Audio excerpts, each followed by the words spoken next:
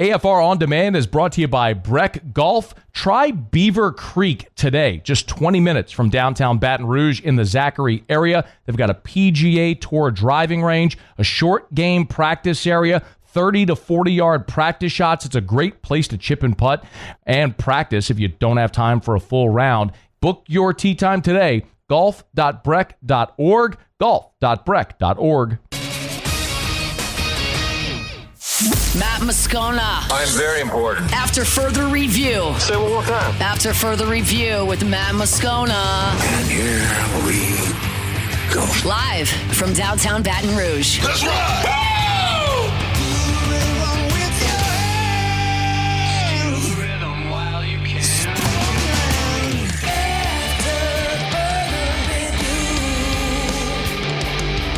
And off we go. Welcome aboard. Glad you're with us. AFR powered by Sunshine, your hometown John Deere dealer in Louisiana. I'm Matt. You're a loser, man. Hey, shut up, kid. Paul O'Neill. They're chanting Paul O'Neill's name. Music. And Mr. Toby Tomplay.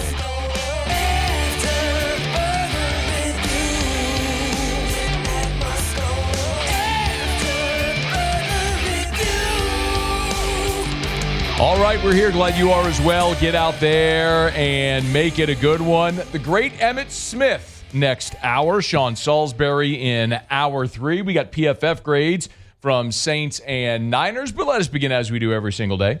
It's time to pop the top on another edition of AFR with Bud Light. Drink easy. On Monday, when Brian Kelly met with reporters, so much of Brian Kelly's press conference was dominated by the Garrett Nussmeier torso injury news that there was a pretty significant nugget buried therein that probably got overlooked but bears mentioning and discussing here. If you've listened to this show or me for any length of time, you know that one of my general tenets is that while I do not believe coordinators are beyond reproach, I do not believe that they are flawless and immune from criticism or critique. I also, generally speaking, take a little bit more of a hesitant approach at critiquing or criticizing coordinators and play call because you and I do not know the play. We don't. You don't know what was called. You don't know if it was executed properly. You don't know what was called, why it was called, sequencing, all that sort of stuff. You don't know if someone checked out of it, if a quarterback checked out of a play, checked into something else, if they made the wrong read, if someone missed a block. Like, we don't know. There's a piece of that we do not know. So, and part of me has just come over the years to that understanding in talking to so many coaches over the 20 years that I've done this and understanding how little you and I know. Truthfully, like, we don't know. So, naturally, LSU starts the way they have. And it has been objectively not good offensively. There's no argument to the contrary. I know Brian Kelly was not happy Saturday after the game with that line of questioning, but I think it's also very fair to look and to realize what the numbers say. Through 3 weeks, you are 117th in the country in rushing offense. You are 113th in the country in scoring offense. You are 62nd in the country in passing offense. You have not been a productive offense through 3 weeks. That is a fair statement. So then the question becomes, why? Why are you not a productive offense? A lot of fans point the finger at Joe Sloan. Now, I'm not sitting here drawing a line in the sand and saying adamantly, Joe Sloan's the best OC, he's the right guy for the job, they're going to win a natty because of him. That's not what I'm saying.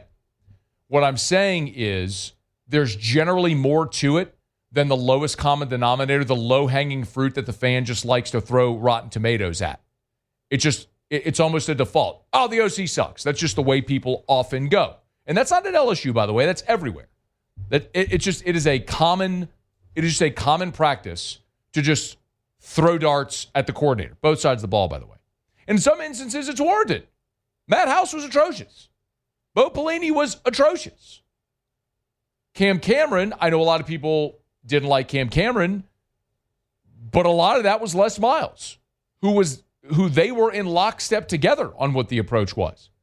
So Brian Kelly was asked point blank on Monday his response to the criticism of offensive coordinator Joe Sloan. And I'm going to warn you, a lot of you ain't going to like this. I had to answer questions of being critical with Blake last year, right? I mean, he is doing what he's asked to do to manage the games the way we need to play. We have a top 10 defense, I believe, in the country. And we need to play to that strength. And so sometimes you have to pull back a little bit here and there. He's being a great coach from that perspective. Because, look, offensive coordinator, they want to score points too. But sometimes I'm, tapping the brakes here a little bit in those situations. Because that's going to be the identity of this football team.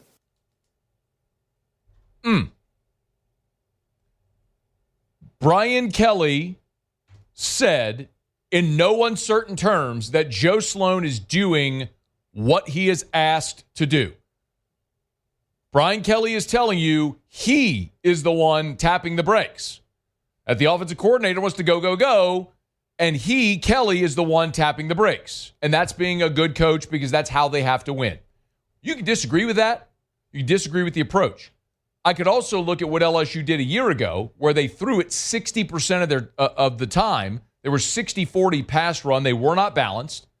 Cole Kublik came on this show in the summer, and while a lot of us, me included, spent a lot of time criticizing the run blocking a year ago, Cole said, how can you expect them to run if you don't run? You have to give them the opportunity to establish the run.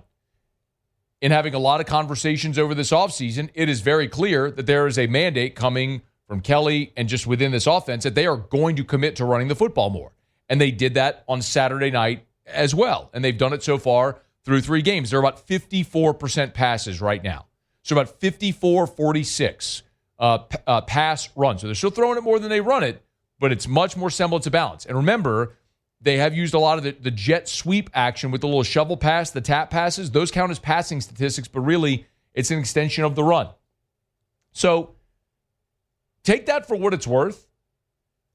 What for me is going to be fascinating is to see if and or when they do start to open this up. Because another thing Brian Kelly was asked, and this is part of my contention of why the offense has been what it has been through 3 weeks. I think you have faced 2 elite defenses in Clemson and Florida. Maybe by the end of the season, we'll look and say those are the 2 best defenses you faced all year. Maybe. And you've got a new offensive line. So we've talked about LSU not stretching the field, throwing the ball deep. I believe part of that certainly is you're protecting a young, inexperienced offensive line by getting rid of the ball quickly. Not exclusively, and we've gone over the Pro Football Focus grades. And this offensive line has done much better as a pass blocking unit than as a run blocking unit. Obviously, you see that. But also, if Nuss is getting rid of the ball quickly, you don't have an opportunity to give up sacks and pressures and hurries and TFLs and all that sort of stuff. So Brian Kelly was also asked, is protecting a young offensive line preventing you from stretching the field? Here's what he said. No, I really, in answering your question earlier, I'm really pleased with our protection. I think it's a strength. The 2 tackles are really good. Their kick slide, their ability to stay square, those were really good ends. I mean, they're SEC top-tiered players on that defensive side of the ball. That's a rugged group, as good as we're going to see. They're rugged. Clemson was really good, too, and we protected the quarterback well. So it's not really about an issue, Koki, of we don't feel like we can protect them. I think it's more about, I think we're trying to be perfect, and we don't have to. Catch it, get it out, let's go. And a little bit more of that, I think, is what we should be about, and then we will be. By the way, against Florida, and again, we went over these numbers already, but against Florida, if you look at the pass blocking stats, LSU's offensive line was good. Braylon Moore graded out an 83. Tyree Adams an 82.9. Paul Mabenga 75.7 as a pass blocker. Remember, a year ago, he was the one who gave up 6 pressures in that game. He was dramatically improved. Weston Davis' pass block grade was at a 65. Josh Thompson was at a 65. The run blocking grades were where you had problems. And so that's a good thing. But I also do believe there's a little bit of you're playing it safe. And now eventually you're going to have to open this thing up.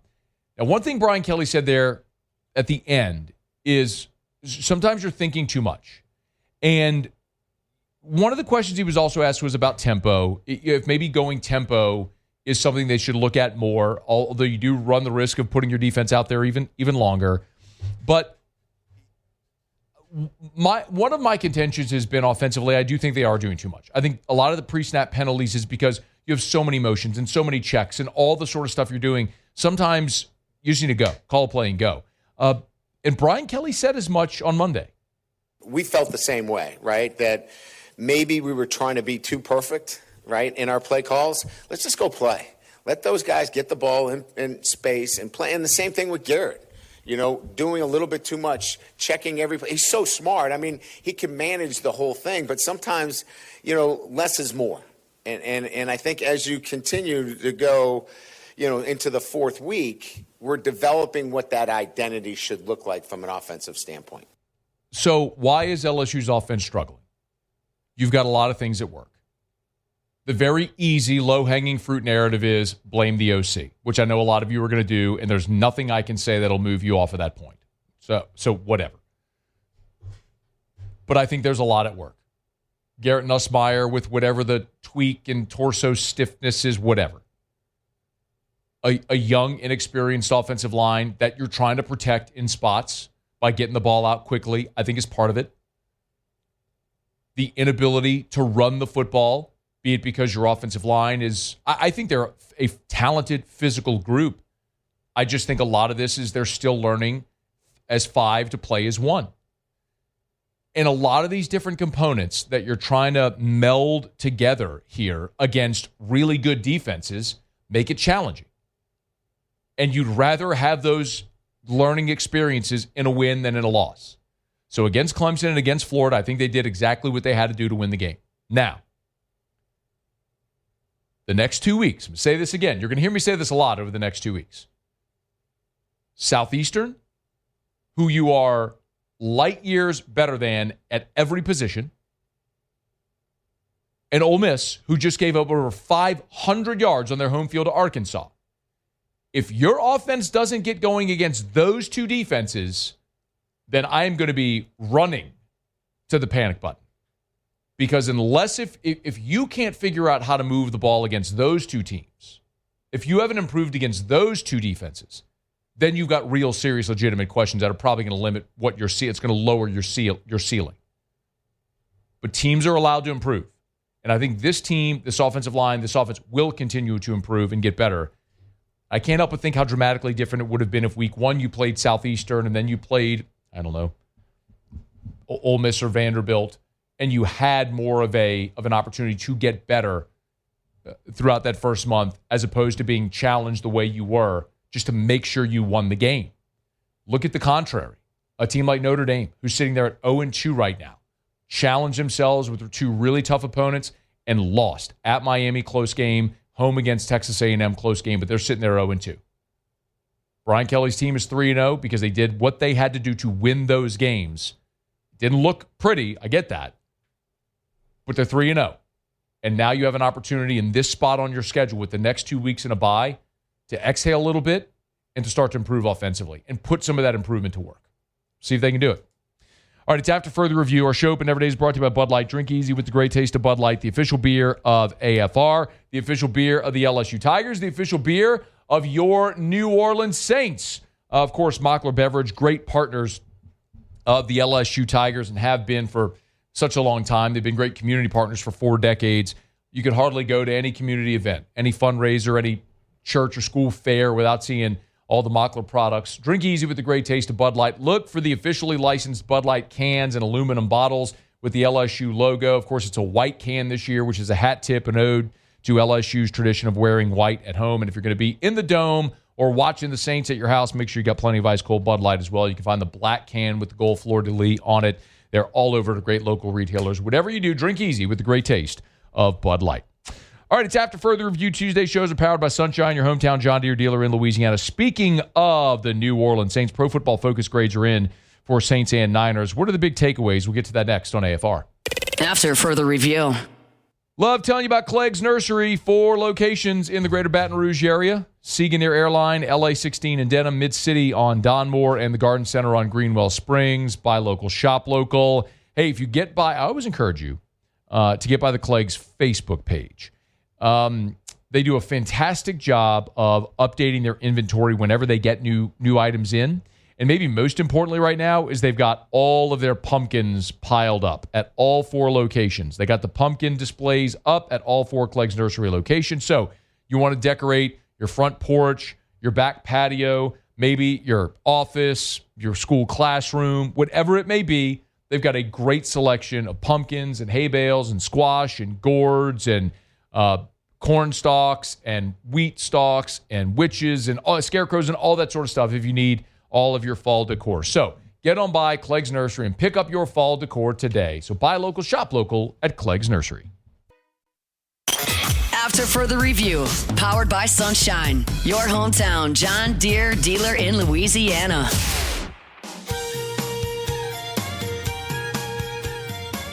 Rolling along, Tuesday edition of AFR. Remember, every LSU home game, they'll have the LSU John Deere tractor out there near the PMAX. You're going to buy and see our friends at Sunshine, your hometown John Deere dealer in Louisiana. We'll go around the SEC in less than 15 minutes from right now. Emmett Smith next hour. Yes, that Emmett Smith, cool event in Baton Rouge for great cause. We'll tell you about. Sean Salisbury will be here in hour number 3.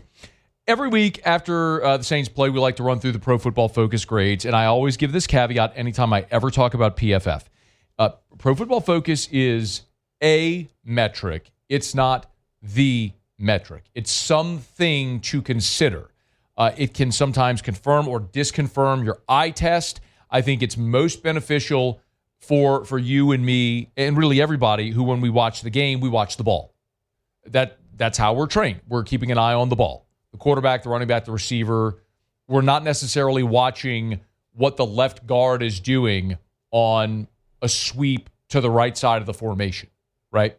We're not necessarily watching what the defensive back is doing when there's, on the left side, when there's a run to the right side. We're watching the ball. So Pro Football Focus compounds all this data, compiles all this data, spits out numbers, and it's something to look at and to consider. So, my contention on this season all along, as you've heard me say, is I am looking at this Saints season not at the win-loss record, because I know it's not going to be good. They're going to win a few games along the way. Fine. That'll be fun. Good for them. Want them to have that opportunity to celebrate wins because they practice hard, work hard. They're getting paid. But, of course, you want them to have the payoff. But it's more about building for the future. So when I look at the Pro Football Focus grades for the game against San Francisco, for example, like Jack Stoll was the highest graded Saints offensive player, but he only played 18 snaps. The second highest graded player on the offensive grade from PFF was Spencer Rattler. Rattler had a 75.5 grade in his 71 snaps. And what that tells me is it confirms that even though he threw the ball 34 times and only had 207 pass yards, he had 3 touchdowns, but he didn't turn the ball over, and he protected the football. And what I think that confirms is Spencer Rattler isn't losing you the game. Like Spencer Rattler, his record as a starting quarterback is 0-8, but you don't put all of that on Spencer Rattler. Certainly not the games from a season ago. But in these 2 games so far, Spencer Rattler hasn't done anything to cost you either of these games, which is encouraging. He's playing within himself, and I think as he does that, he's going to continue to grow and develop and get better. And we'll find out in time if he's a guy that can be counted on as a starting quarterback in the NFL, or if he's going to be a guy that's going to be a career backup and a guy who you can jump in, like what Jake Browning's doing right now in Cincinnati. Joe Burrow is hurt. They're going to call on Browning to keep the train on the tracks until Burrow comes back, like Teddy Bridgewater did back in New Orleans in 2018. Drew Brees goes out, Bridgewater comes in, wins his 5 starts around a good team. Like that's the kind of Mac Jones last week in San Francisco. Is that Spencer Rattler's ceiling, or can he be a starter? That's what we're going to learn kind of throughout this. The most concerning thing is when you look at the opposite end of the spectrum. If you look at the lowest graded Saints players on the offensive side of the ball for the game against the 49ers, the lowest graded player was Cesar Ruiz with a overall grade of 43.3. As a matter of fact, your 3 lowest graded players on the offensive side from the bottom up were Cesar Ruiz, Kelvin Banks, Eric McCoy. This is one of the things that will drive you mad, because the 3 guys I just rattled off, Cesar Ruiz, Kelvin Banks, Eric McCoy, you have so much invested in them. Cesar Ruiz was a first-round pick. Kelvin Banks, the 9th overall pick. Eric McCoy was a second-round pick, but he was your highest pick in that year's draft, and you've paid him like a top center in the NFL. They've got to be better, especially playing in front of a second-year quarterback who's trying to find his way. You've got to be able to rely on those guys to be better, and they just flatly weren't. Now, the other side of that is Taliesin Fuaga deserves a gigantic hat tip because as you look at the overall grades, Stoll, Rattler, Olave Shaheed were the top 4, but Stoll is sort of an asterisk. He only played 18 snaps. And then it's Taliesin Fuaga. And his overall grade was only a 69.8. But remember, that dude's out there. He didn't even practice last week.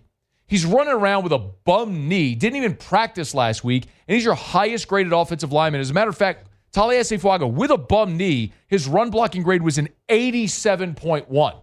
When I keep saying I'm looking for cornerstones upon which you can build for the future, that's what I'm talking about. On a day where that dude doesn't practice, still gets his behind out there, starts, plays all 71 offensive snaps on a bum knee and is your highest graded offensive lineman, hell yeah, bro. That's what I'm talking about. The anti-Trevor Penning, the anti-Cesar Ruiz, a guy that's reliable, going to be out there and give you everything he's got and is actually going to be a serviceable to really good offensive player. That's one of those things where you're very encouraged moving forward. By the way, after the game or on Monday when Kellen Moore met with reporters, he did talk about what he saw from Spencer Rattler after watching the game film against the San Francisco 49ers. It's number 5, Muse. I thought Spence, it took him a little bit to settle in. We had the big play to Shaheed, took a few plays, kind of started off a little bit slow, but I thought once he got settled in there, he played really decisive. And so, certainly there's going to be some missed ops here and there, but love the way he battled. He made some critical plays with his feet and some third downs and fourth and one as well. I think he's certainly making progress. He's getting better each and every week. I love his approach to this thing. Ultimately, us collectively fell short again, and so we just got to find a way to get it done. The opposite end, of course, is Cesar Ruiz. Here was Kellen Moore, on what he's seeing from the former first-round pick who stinks.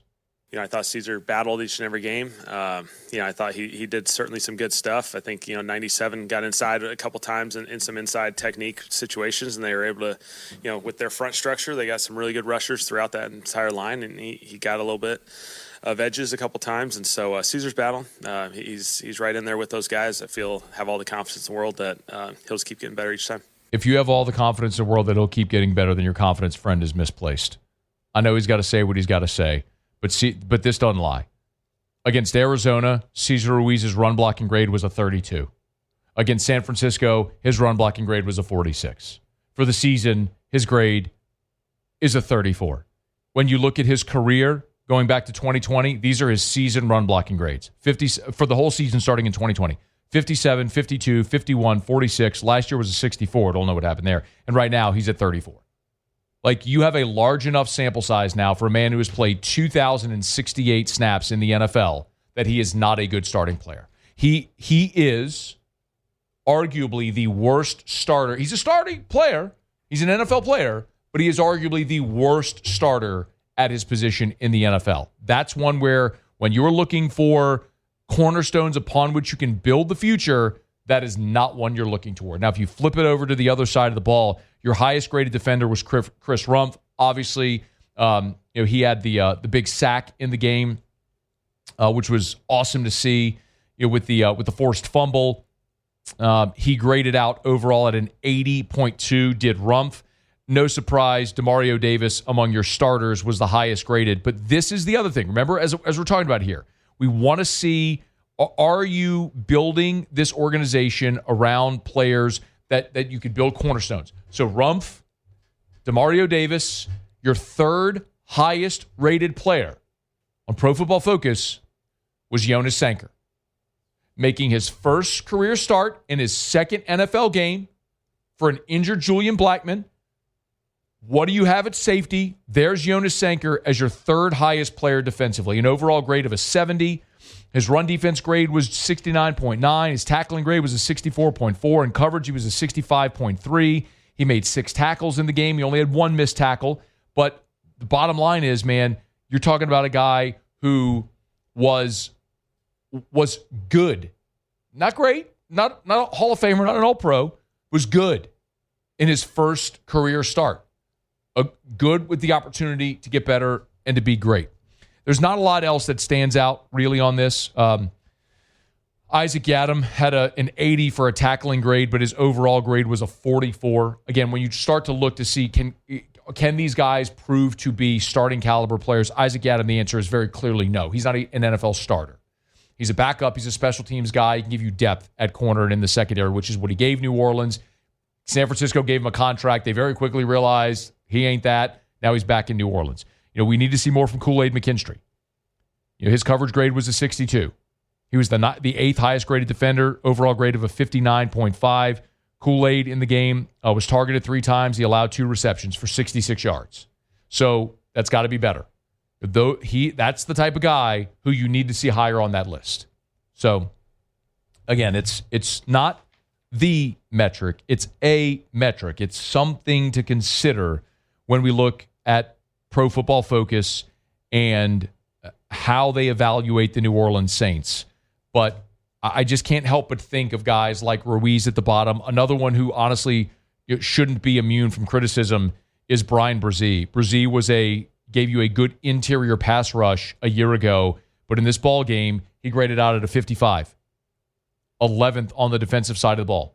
That's a former first-round draft pick. You just expect more out of the guys that you have that much invested in. And this year, for me, is going to be all about finding those guys who continue to show up in a big way as guys that you feel like you can build around, not for this year, but next year, for the next 5 and 10 years. Hat tip to Jonas Sanker. Really good performance there in week 1. And major hat tip to Tali Esefuaga as well, playing with a bum knee. All right, we're brought to you by Our Lady of the Lake, championship health partner of LSU Athletics. Our Lady of the Lake and LSU together. We roar. Just yesterday, I was over at Our Lady of the Lake Children's Hospital. Eric and I took Drew over there. He had his neurology appointment. He goes every 6 months to see Dr. Shah, his neurologist. So, listen, if it's the standalone children's hospital, if it's, for me, my primary care physician is Dr. Curtis Chastain at the Our Lady of the Lake Men's Health Group. Maybe it's heart health or cancer services or stroke or pediatrics, or any type of specialty or subspecialty that you may need.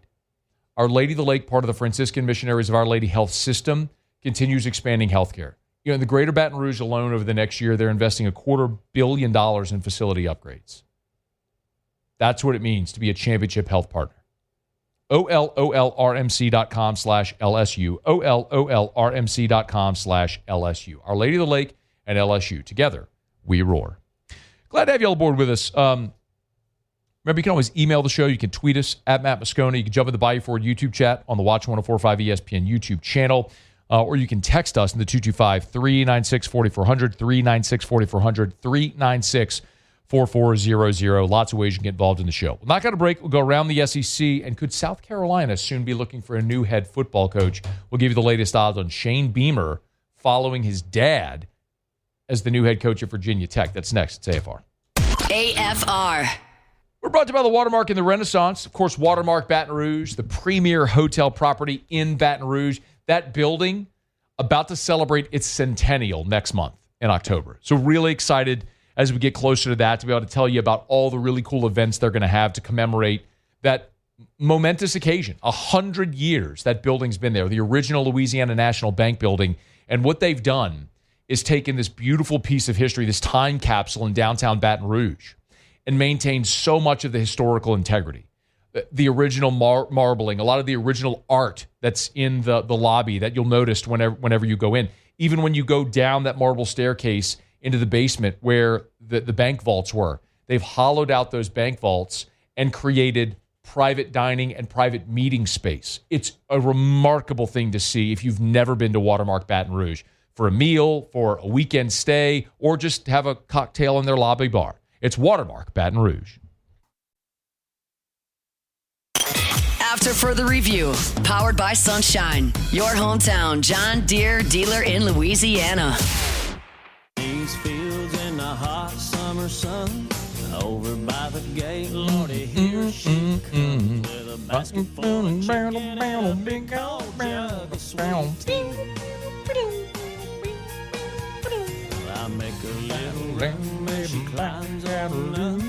Open up a drum and start her just look at her. Hey, Muse, just let me know when we're back. Yeah, no, you're back. You are back. Currently live. No, when we're back on the air. Right now, currently live on air. You mean coming up in a few minutes? Like in this very moment in the present. Right now. Like right now? Right now. I don't believe you.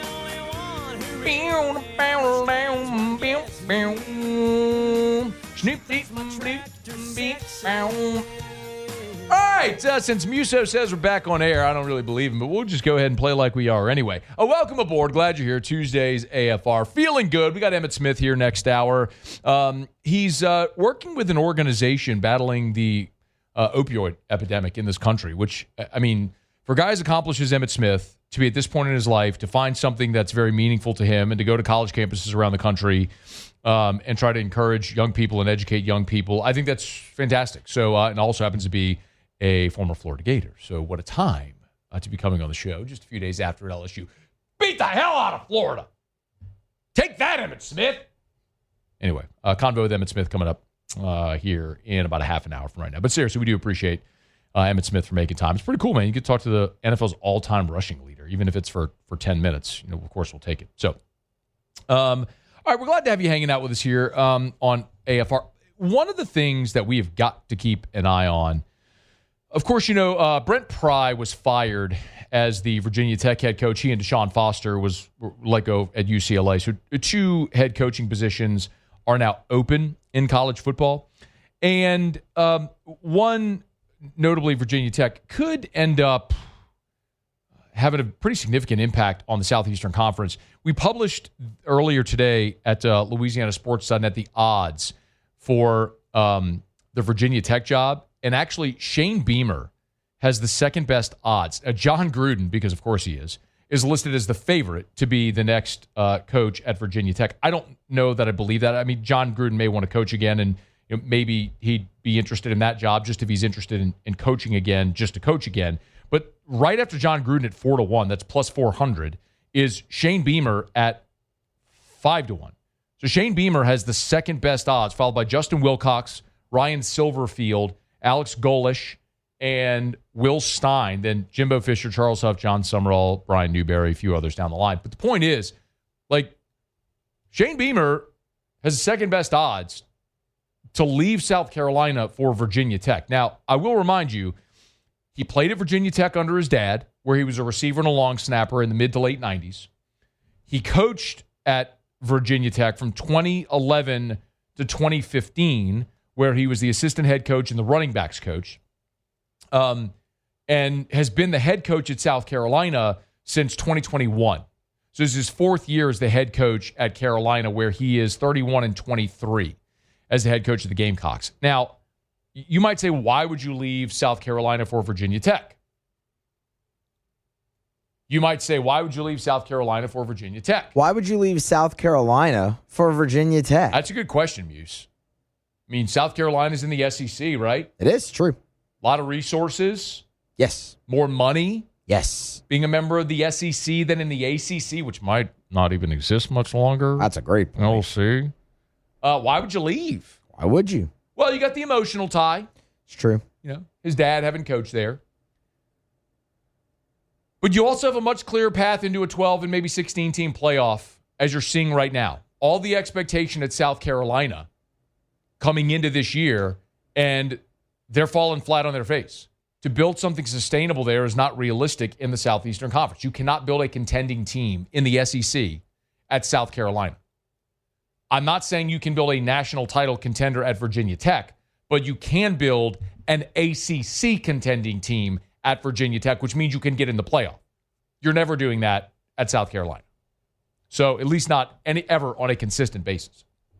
So it wouldn't shock me, quite honestly, if the emotional tie and the opportunity to be in a more winnable league was an allure for Shane Beamer to leave South Carolina for Virginia Tech. Something will follow as they move through this process. Hey, we're brought to you by Evamore, EVAMOR, Evamore.com, Evamore.com. Drink Evamore. Thanks to everybody who has tried Evamore. I mean, I get it. A lot of times you just go into the gas station or the grocery store or whatever, and you grab the bottle of water that you're always used to grabbing. But we've worked really hard these last couple of years to help educate people on the benefits of natural artesian water out of a natural artesian well right there on the North Shore of Lake Pontchartrain in Covington. It's piped. The water's pumped right out of these ancient underground aquifers and right into the bottle. Only the sediment from the ground is filtered out. You get a natural product right in the bottle. It's a healthier alternative. They don't make any medical claims, but I would encourage you, go read the reviews of people who have talked about how incorporating Evamore into their diet has helped them cure things like indigestion, things like that. Just learn more about putting natural, healthy things in your body, what that could do for you. And this is a great Louisiana product as well. EVAMOR, Evamore.com, Evamore.com. Okay, do it every day about this time. Let's go around the SEC. Around the SEC, bringing you the biggest news from the nation's best conference. The South Carolina Gamecocks. Speaking of, Shane Beamer gave an update on his quarterback, Lenora Sellers, who left the game against Vandy in the second quarter with a non-disclosed injury. Beamer would not confirm or deny that Sellers suffered a concussion, but we'll see how it goes throughout the course of this week in practice. But very little details so far, but something worth watching this week. The Vanderbilt Commodores. Diego Pavia's attorney had a hearing at the U.S. Court of Appeals for the Sixth Circuit trying to get a 7th year for Pavia. Now, of course, we all know it's the Pavia rule with the JUCO eligibility and all that stuff. For whatever it's worth, on the day that his attorney appeared in court, Pavia tweeted a hat emoji and then "This is my last year" with a handshake emoji. So, perhaps Diego Pavia is tipping his cap to college football, regardless of what that ruling may be. The Florida Gators. Defensive lineman Caleb Banks' foot injury is considered long-term. That is according to Billy Napier. Would not offer a specific timeline, but asked if the recovery would be long-term, and he said, yes, sir. Banks made his debut Saturday against LSU, played 29 defensive snaps, and did not record a statistic. The Oklahoma Sooners. Brent Venables revealed that R. Mason Thomas has lost his targeting appeal, meaning the defensive lineman who was ejected in the game against Temple will sit the first half of this weekend's game against Auburn. He did set new career highs a year ago in tackles, TFLs, and sacks, with 9 sacks last year as a junior. He is a major defensive force for Oklahoma, who missed the first half of a big game this week against Auburn. The Arkansas Razorbacks. Arkansas's AD, Hunter Yurachek, was brutally honest when he talked about his team's opportunity to win a national championship. As a matter of fact, can we play it? This was Hunter Yurachek when asked about his team's ability to win a national championship.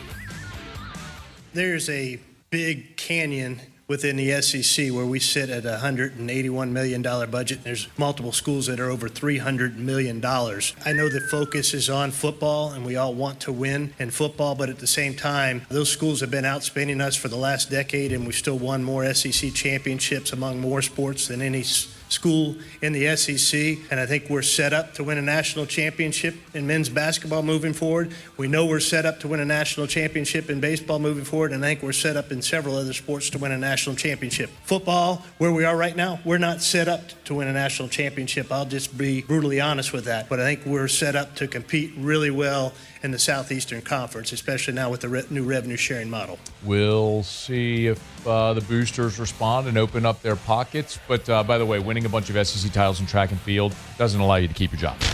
The Ole Miss Rebels. And 4-star linebacker JaMychal Garrett has committed to Ole Miss. He's from right here in Baton Rouge. He's actually from Paul's hometown in Central.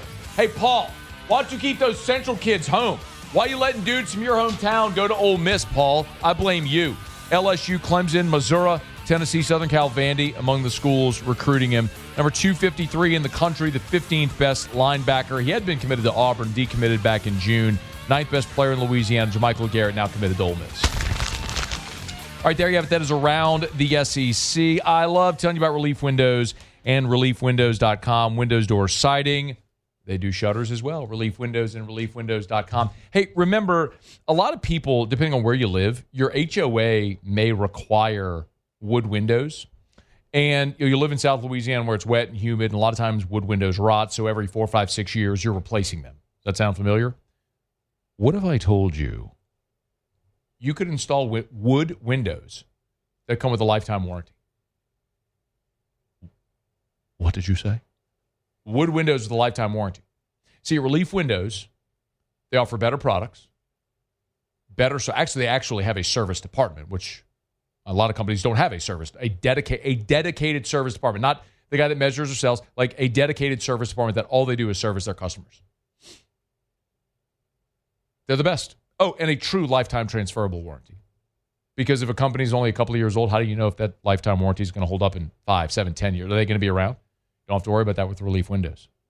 Windows door siding. They do shutters as well. Relief Windows and ReliefWindows.com. All right, y'all. It is After Further Review. Glad you're hanging out with us here. Tuesday edition, powered by Sunshine, your hometown John Deere dealer in Louisiana. We will circle back. We missed it yesterday. We will circle back to LSU's PFF grades coming up. We've touched on some of them, but we'll do a full segment on it coming up after the top of the hour. Sean Salisbury coming up in hour number 3. Emmett Smith next hour. We got a ton to do. By the way, Kirk Herbstreit has laid out who he feels is the number 1 team in the country. You're going to want to hear this. We'll get to it next on AFR. AFR. Do you have a nagging injury? You hurt your shoulder years ago and it just always bothers you. Or maybe you had surgery recently and the recovery is taking a long time. Maybe you've got a chronic issue like I have with back pain. I have an option for you. Something that you should at least at bare minimum explore. It's BPC 157. It's a pentadecapeptide. It means it's 15 different amino acids. And they offer it at Goodwood Men's Sexual Wellness. You mean the ED clinic? Yes. It's a funny name. It's a funny logo. I get all that. And they do ED treatments. But that's only a part of what they do at Goodwood Men's Sexual Wellness. They do hormone replacement therapy. They could do hair replacement. They do all different types of things. But they also have so many groundbreaking peptide therapies. NAD+, which would be amazing for energy and literally getting you to the cellular level younger. And BPC 157, which has been noted for recovery. Learn more. YourGoodwood.com.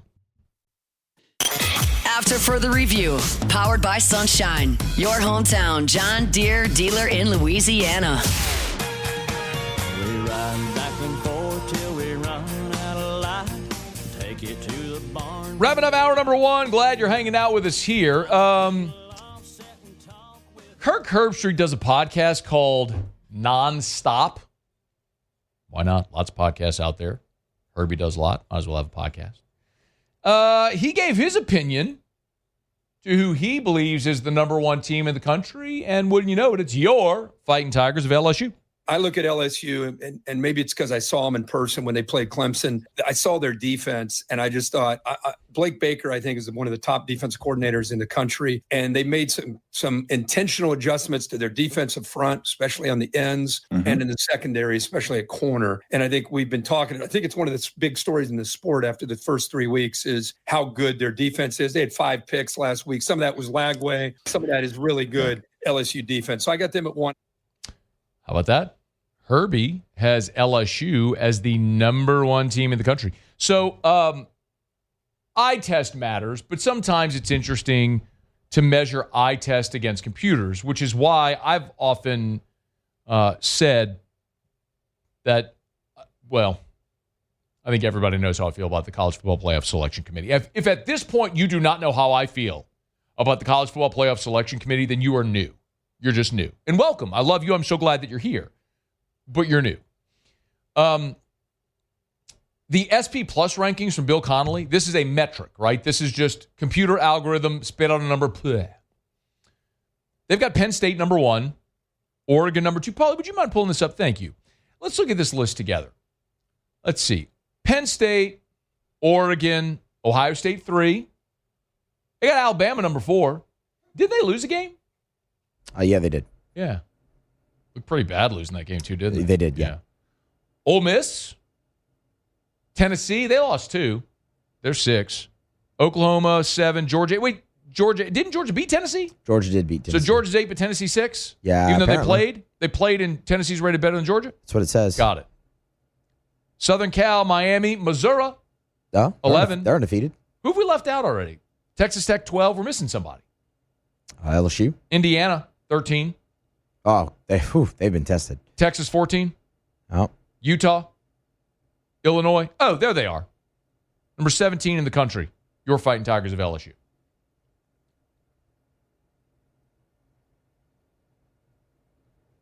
It's why we cannot have one singular metric, be it human or computers, to make determinations about the outcome in the playoff of college football, because you get stupidity like this.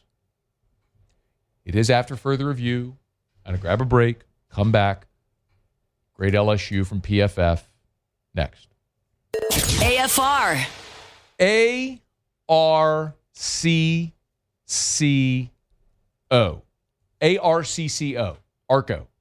ARCCO.com. ARCO.com. ARCO Power Systems. Scone, what is that? Glad you asked.